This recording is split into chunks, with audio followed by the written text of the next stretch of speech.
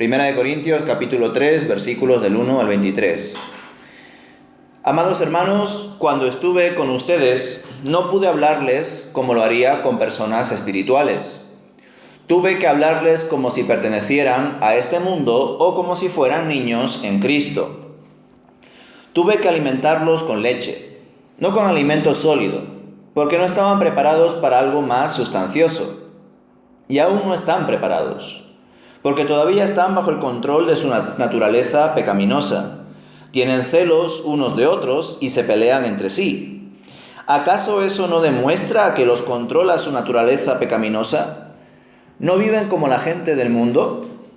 Cuando uno de ustedes dice, yo soy seguidor de Pablo, y otro dice, yo sigo a Apolos, ¿no actúan igual que la gente del mundo? Después de todo, ¿quién es Apolos? ¿Quién es Pablo?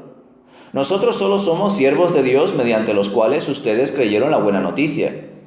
Cada uno de nosotros hizo el trabajo que el Señor nos encargó. Yo planté la semilla en sus corazones y Apolos la regó, pero fue Dios quien la hizo crecer. No importa quién planta o quién riega, lo importante es que Dios hace crecer la semilla. El que planta y el que riega trabajan en conjunto con el mismo propósito, y cada uno será recompensado por su propio arduo trabajo. Pues ambos somos trabajadores de Dios, y ustedes son el campo de cultivo de Dios, son el edificio de Dios. Por la gracia que Dios me dio, yo eché los cimientos como un experto en construcción. Ahora otros edifican encima, pero cualquiera que edifique sobre este fundamento tiene que tener mucho cuidado, pues nadie puede poner un fundamento distinto del que ya tenemos, que es Jesucristo. El que edifica sobre este fundamento podrá usar una variedad de materiales: oro, plata, joyas, madera, heno o paja. Pero el día del juicio, el fuego revelará la clase de obra que cada constructor ha hecho. El fuego mostrará si la obra de alguien tiene algún valor. Si la obra permanece, ese constructor recibirá una recompensa. Pero si la obra se consume, el constructor sufrirá una gran pérdida.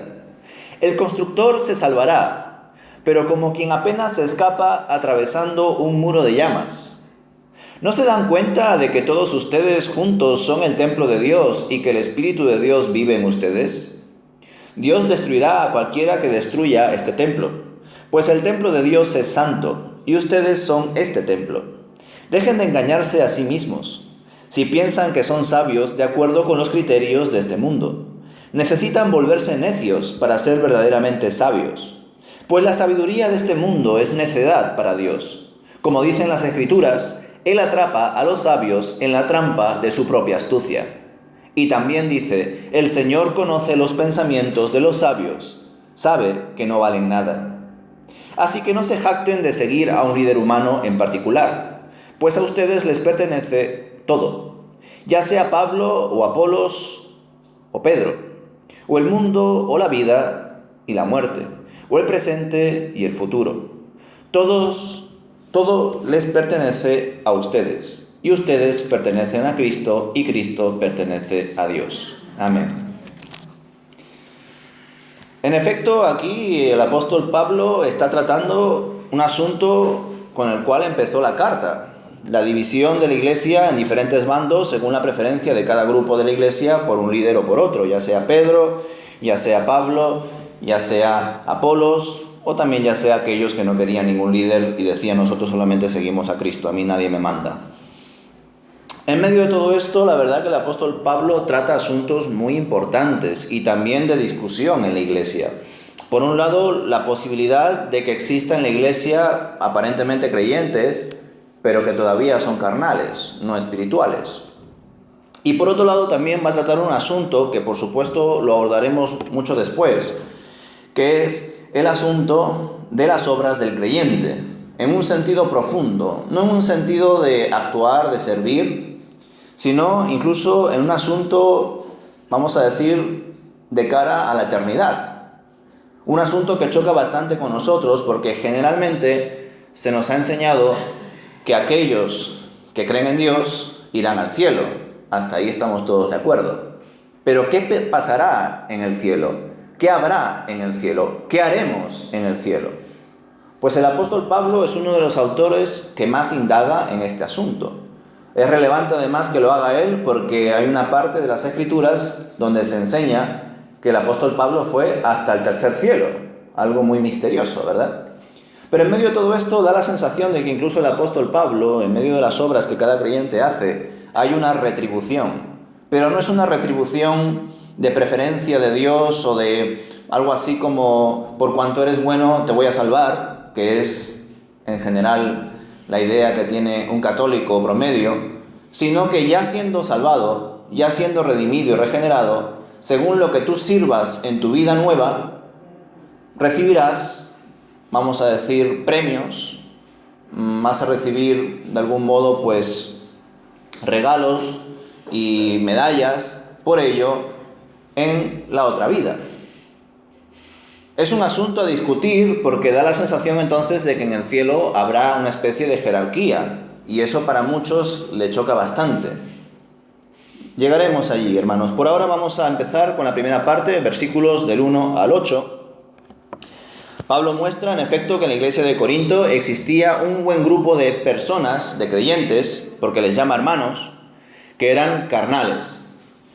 Y por ello Pablo no podía hablarles como espirituales, no podía indagar en los asuntos más profundos de las Escrituras para que ellos sigan adquiriendo la madurez espiritual, porque todavía seguían actuando como niños espirituales. Haciendo una comparación entre la palabra de Dios y el alimento que ésta supone, el apóstol les muestra que son tan inmaduros que todavía deben, beber leche y no pueden comer alimento sólido. Evidentemente esto es una analogía para darles a entender de que son bebés, necesitan solamente leche. Por ahora no pueden asimilar otras cosas más y deben de crecer para por fin, desarrollar los dientes espirituales, desarrollar una actitud madura y así puedan recibir alimento, ¿verdad? Como digo, Pablo les habla como hermanos, entonces no podemos discutir demasiado la idea de si existen carnales o no. Por un lado, evidentemente que les diga hermanos nos hace ver que también son cristianos, pero llama la atención la situación crítica de estos hermanos en Corinto. Se considera que Pablo visitó Corinto a principios de los años 50. Y que la primera carta a los Corintios fue escrita a mediados de los años 50. Y según Pablo, estos hermanos no solo no fueron capaces de recibir alimento sólido durante la visita de Pablo, que además debemos de recordar que estuvo más de un año, sino que cuando Pablo les escribe a estos hermanos, ya habiendo pasado aproximadamente 4 o 5 años, el apóstol Pablo les dice que todavía no pueden recibir alimento sólido. Por tanto, Pablo nos está dando a entender a nosotros, y también a ellos evidentemente, que pese al paso de los años, hay un buen grupo de hermanos que son creyentes, pero que todavía siguen viviendo en la carnalidad, en la inmadurez espiritual, y que llevan varios años en esa situación. Con todo esto, hermanos, por un lado debemos destacar la inmensa paciencia de Dios, y que el Espíritu resiste bastante nuestras vidas desordenadas. Pero desde luego todo este amor y toda esta gracia no debe abusarse. A lo mejor no había solamente cristianos carnales, sino que también habría inconversos que se podían confundir con cristianos carnales. Por supuesto, también habría creyentes maduros en la iglesia de Corinto. Y yo creo que esta reflexión es importante que la hagamos porque cuando leemos 1 Corintios capítulo 3, así a la ligera, da la sensación de que Pablo está hablando a toda la iglesia. Y desde un sentido lógico sería absurdo que toda la iglesia, todos los que conforman la iglesia, sean inmaduros. Porque muchas veces hemos leído que el apóstol Pablo se preocupaba de dejar un buen grupo de ancianos, de líderes, de maestros que trabajen con la iglesia. A veces la situación era tan crítica que debía de confiar solamente en una persona. Pues ya sabéis que el apóstol Pablo muchas veces se quejaba de que varios de sus colaboradores durante su labor misionera le traicionaron. Ese ejemplo, por ejemplo, es el de Éfeso. Da la sensación de que en cuanto a la iglesia de Éfeso, Pablo solamente confiaba en Timoteo. Y se dirige a Timoteo, aunque en verdad la carta también es a toda la iglesia. Pero por lo general vemos que el apóstol Pablo se preocupa por dejar personas capacitadas en la iglesia. Probablemente incluso en ese momento no hay, por supuesto, nada que lo documente, pero si había un grupo de la iglesia que se inclinaba por Cefas, por Pedro, quizá el apóstol Pedro visitó también la iglesia de Corinto. Lo que sí está claro es que Apolos probablemente no solamente había, vamos a decir, influenciado en esta iglesia con sus enseñanzas, sino que habrá estado un tiempo e incluso quizá habrá estado ahí durante el envío de esta carta.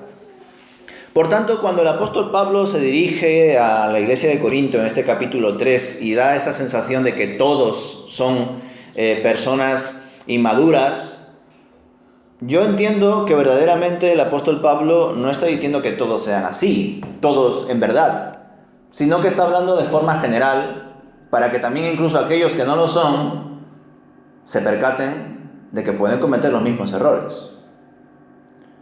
En esta iglesia habría personas que intentasen capacitar a otros, enseñar, discipular, más allá de los líderes que el apóstol Pablo menciona. Pero también en medio de esta comunidad probablemente habría personas no creyentes.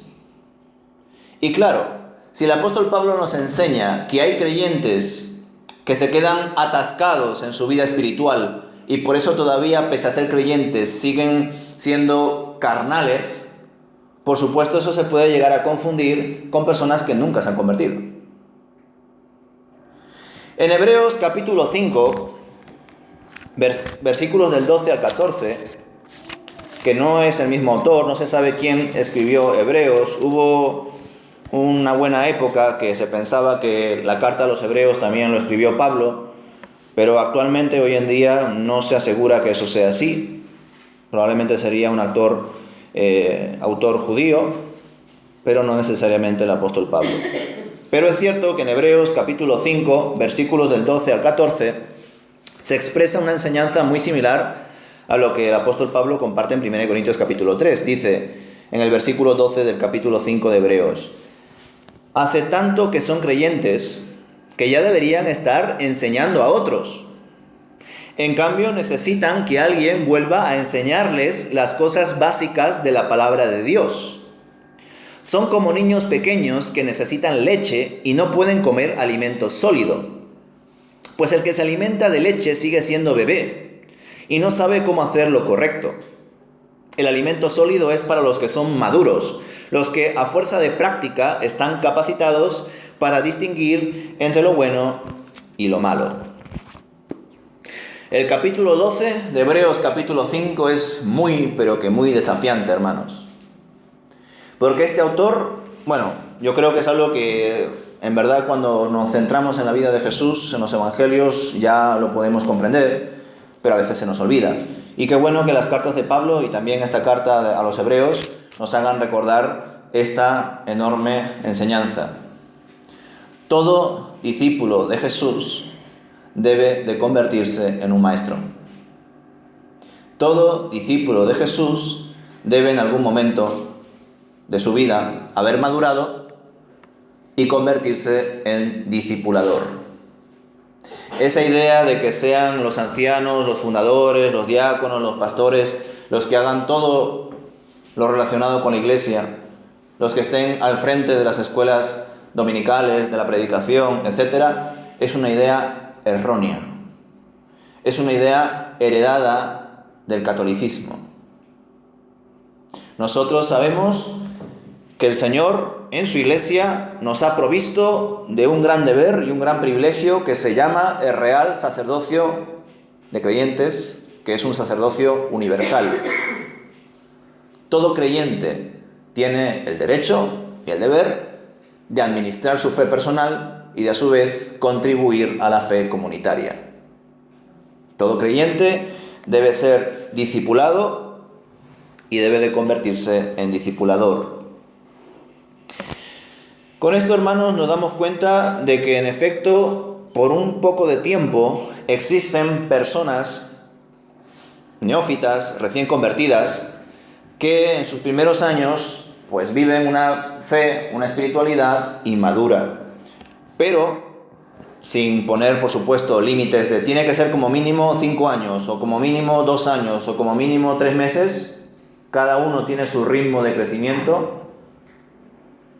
Pese a ello, se supone que todo creyente, si verdaderamente es creyente, tiene que crecer. Pero también hay otra enseñanza importante en estos versículos del 12 al 14 de Hebreos capítulo 5.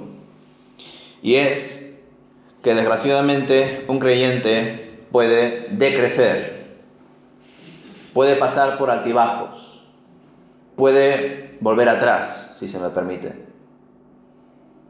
Y esto también es una gran exhortación para nosotros, porque a veces nos da la sensación de que el crecimiento espiritual es exponencial, es hacia arriba. Y no es así. Es como una montaña rusa. Hay altibajos. Podemos volver a caer en aspectos que en el pasado superamos. Y se da porque somos humanos, y también se da porque muchas veces somos irresponsables, indisciplinados. En los versículos del 4 al 8 de 1 Corintios capítulo 3, Pablo vuelve a mencionar uno de los grandes problemas con el que inició esta carta, tal y como dije antes, la preferencia de ciertas personas por ciertos líderes.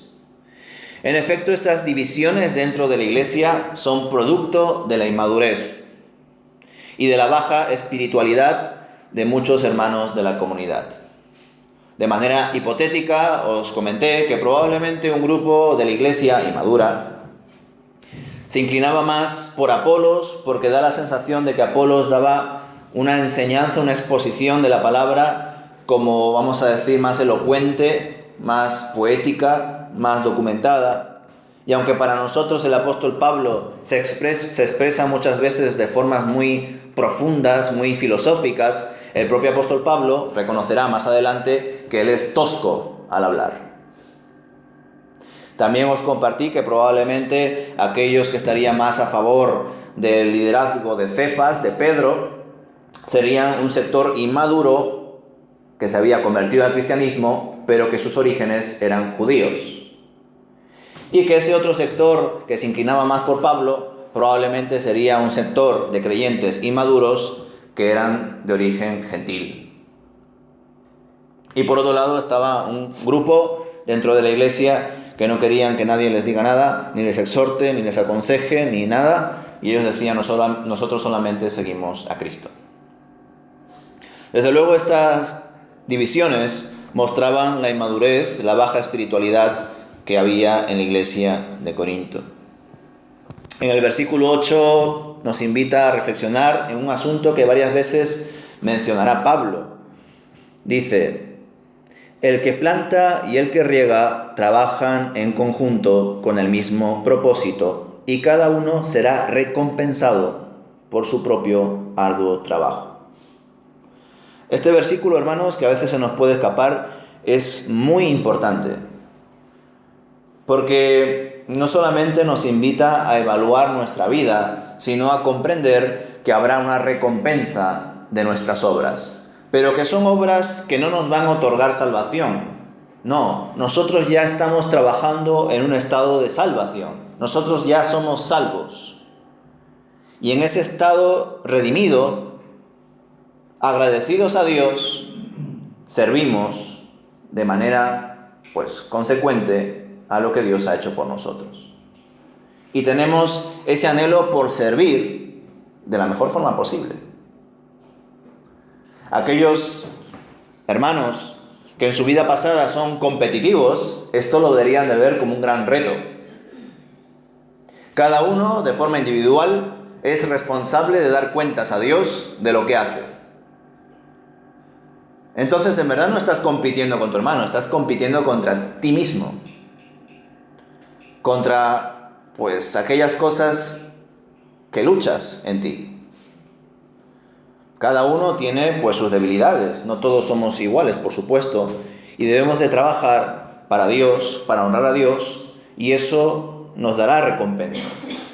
Y es bueno también verbalizarlo así. No debemos de servir a Dios para obtener la recompensa. Eso Dios lo ve. Debemos de servir a Dios en un modo de gratitud hacia toda su obra y salvación. Y en consecuencia a todas esas obras del creyente, nosotros obtendremos recompensa. Pero no es el fin, son las consecuencias de obtener nuestro propósito, obedecer a Jesús. En los versículos del 9 al 15, evaluamos las obras del creyente, el juicio del creyente por su servicio. Los líderes Pablo, Pedro y Apolos son colaboradores en la obra de Dios. Pero la iglesia de Corinto es el campo o el edificio de Dios, le pertenece a Dios. No le pertenece a Pablo, no le pertenece a Apolos, no le pertenece a Cefas. Cada persona que contribuya sobre este edificio o campo de Dios debe entender que vendrán otros después, que seguirán con la obra y todo debe estar bajo el fundamento de Cristo. Esto es muy importante, hermanos, y yo creo que se debería de enseñar bastante, incidir bastante en el seminario. Entender que la iglesia no pertenece a la persona que está al frente. Actualmente, ¿cuántas divisiones se están produciendo incluso dentro, vamos a decir, de nuestro ecosistema evangélico, de nuestra denominación? Este texto, de hecho, lo leímos cuando Antonio y Marta se despidieron de esta iglesia y me quedé yo.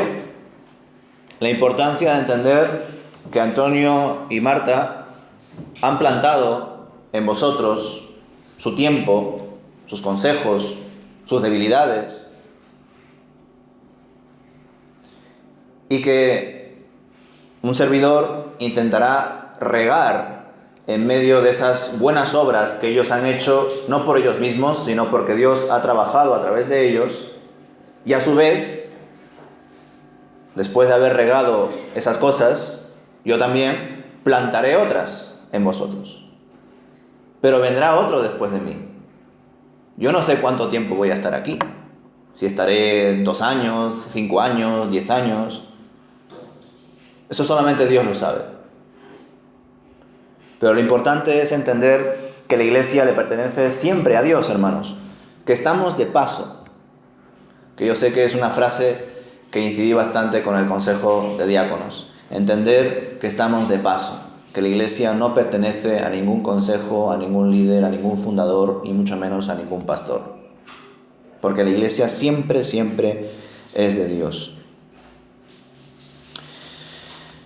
El apóstol Pablo nos muestra que en medio de esta construcción conjunta, de esta colaboración conjunta, en el día postrero se evaluarán si los recursos de cada obrero para esta edificación han sido los más adecuados o no. Aquellos elementos que no superen este examen probarán que sus obreros no actuaron correctamente o que podrían haberlo hecho mejor. Los que hayan construido de forma adecuada recibirán recompensa, pero los que no se quedarán sin ella. Ahora bien, tal como dice el versículo 15, eso no significa que pierda su salvación. Este versículo también se nos puede escapar, hermanos, pero es muy importante. Versículo 15, pero si la obra se consume, el constructor sufrirá una gran pérdida. El constructor se salvará, pero como quien apenas se escapa atravesando un muro de llamas. Este asunto es importante, hermanos, porque nos vuelve a reiterar la idea que nosotros debemos de comprender muy bien, y es que las obras que se están tratando aquí no son obras para salvación. Son obras realizadas por cuanto ya soy salvo. Y por tanto, si en esas obras no actúo del todo bien, con excelencia, y esas obras se probarán en el futuro, porque si son buenas permanecerán y si no son buenas perecerán, eso no significa que por ello vaya a perder mi salvación. Ahora bien, este versículo es, por un lado, vamos a decir, alentador, pero por otro lado, también es un versículo peligroso. Porque nos puede dar a entender, bueno, entonces, si yo como persona que ha sido discipulada y se convierte en discipulador, enseña, llama, visita, acompaña, etcétera, etcétera, lo que cada uno tenga en su corazón, pero lo hago pues por hacer, sin pensar, improvisando. Y si lo hago bien, pues estupendo, y si lo hago mal, pues igualmente voy a ser salvo. Esa forma de pensar, hermanos, es una forma de pensar de alguien que verdaderamente, al menos bajo mi punto de vista, no se ha convertido. Porque la persona que se ha convertido, la persona que ha entendido que Dios existe, va a querer ser semejante a su Hijo amado, a Jesús. La persona que verdaderamente entiende que Dios está en el trono, pero también está en nosotros, porque nos ha dado su Espíritu, va a desear, va a pedir en su oración: Padre, ayúdame a ser santo como tú eres santo.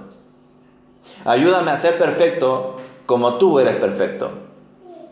Y no solamente va a tener ese anhelo en su interior, sino que lo va a leer varias veces en las Escrituras. Porque en las Escrituras se expresa esas dos ideas: ser santos como yo soy santo, ser perfectos como yo soy perfecto. Todo creyente debe anhelar ese crecimiento, hermanos. Debe anhelar actuar debidamente, aprender de sus errores, porque todos estamos en un proceso de aprendizaje y, como hemos visto antes, desgraciadamente hay asuntos que los hemos aprendido, pero a veces se nos olvidan y volvemos a caer en esos errores. La tercera parte, en los versículos del 16 al 23, y con esto ya se termina el capítulo 3, el apóstol Pablo se centra en exhortar a la iglesia por la carnalidad que hay en ella. Retomando ese carácter de exhortación hacia los corintios, les pregunta si acaso han olvidado que son templo de Dios y que el Espíritu habita en ellos. Dicho recordatorio lo dirá también en 2 de Corintios, pero lo menciona otra vez en 1 de Corintios capítulo 6, versículos 19 al 20. Es decir, que a los corintios se los reitera 3 veces.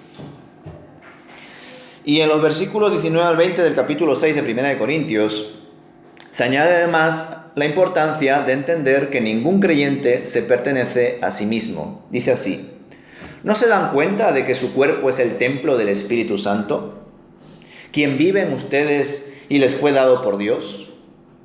Ustedes no se pertenecen a sí mismos, porque Dios los compró a un alto precio. Por lo tanto, honren a Dios con su cuerpo. Desde luego, hermanos, ninguna persona puede actuar en contra de la Iglesia de Dios y de sus hijos sin sufrir las consecuencias. Dios, en su paciencia, permite que nuestros errores se manifiesten en la Iglesia, pero esos errores tienen consecuencias. Así de claro lo expresa Pablo. Por tanto, sería una necedad enfrentarse al Señor, y si alguno se cree sabio, que mejor reconsidere y se haga necio en la sabiduría de este mundo para entender la verdadera sabiduría que proviene de Dios. Dios ya sabe cuáles son los pensamientos de los aparentemente sabios. Y Pablo les recuerda que la iglesia y ellos mismos son de todos, sin ninguna preferencia por ninguno, ni mucho menos por los líderes, porque en verdad todos son del Mesías. Han sido comprados por su sangre y el Mesías le pertenece a Dios. El Señor es el dueño de todo cuanto Él ha creado y salvado, y a Él le debemos todo, y nadie puede ser mayor o igual que Él. En definitiva, toda persona que se atreva a engañar a la iglesia, a meterse con la iglesia, se está metiendo con Dios mismo. Y tarde o temprano sufrirá las consecuencias. Desde luego, muchas veces no las sufren en el momento en las cuales, deciden hacerlo. Pero hay veces que sí. Eso lo hemos visto, por ejemplo, el viernes. Ananías y Zafira intentaron engañar a la iglesia y Dios les fulminó. Herodes, más adelante, intentó hacerse pasar por alguien superior, por un dios, y Dios le fulminó, en su caso, incluso dice, saliendo gusanos de su interior. Yo no creo que Dios haya cambiado.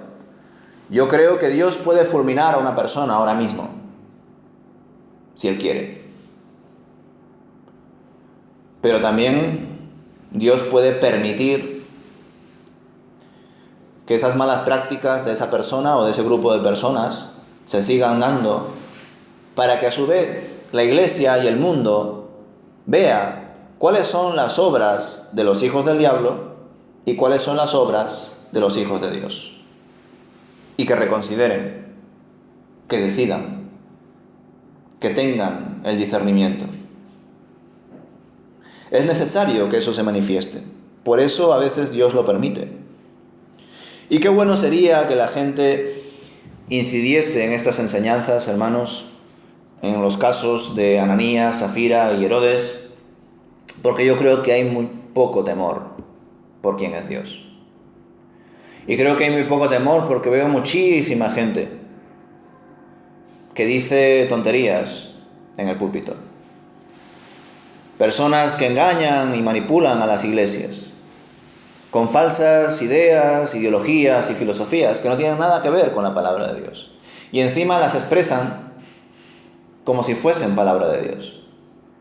Ni siquiera afirmando que son sus posturas, sus acercamientos, sus reflexiones, sino que directamente intentan imponer a los demás que piensen igual. Creo que esas personas no han leído o no han entendido verdaderamente cómo obra Dios. Porque si verdaderamente supiesen que Dios les puede fulminar, si tuviesen verdaderamente ese temor por el poder, la justicia y la santidad de Dios, no creo que obrarían así. No lo creo. Pero prefieren engañar a la gente y ganarse el mundo, aunque eso suponga perder su alma, porque ni siquiera creen que existe una vida eterna. Ya a modo de aplicaciones y conclusiones, entendemos que el creyente debe esforzarse por crecer y madurar. Pero que a diferencia de esta flecha que apunta hacia arriba, el crecimiento, la madurez de un creyente no es necesariamente así. Está lleno de altibajos, de errores, y a veces incluso podemos volver a situaciones pasadas. Pero que eso muchas veces se produce porque queremos hacer cosas espirituales desde nuestra humanidad. Y eso también es un ejemplo de carnalidad, hermanos. El pretender guiar a una iglesia con mera sabiduría humana es algo totalmente necio. El pretender guiar una alabanza o un estudio bíblico simplemente con nociones de oratoria o con nociones musicales, sin tener una comunión con Dios y un temor por Dios, es algo necio. Por supuesto es importante, y qué bueno cuando existen personas que hablan de una forma muy elocuente, muy vistosa, sencilla en algunos casos, en otros lados pues más divertida. Qué bueno cuando hay preciosas voces, cuando hay personas que tocan muchos instrumentos, etcétera, etcétera, etcétera. Pero más importante que todo ello es que esa persona verdaderamente sea consciente de para quién se está haciendo esa alabanza, para quién se está predicando ese mensaje. La iglesia es obra de Dios y nosotros por su gracia somos sus colaboradores.